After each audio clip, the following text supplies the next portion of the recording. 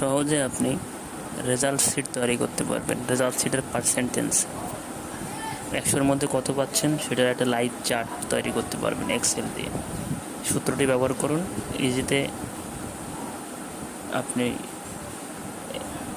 Result sheet পেয়ে যাবেন।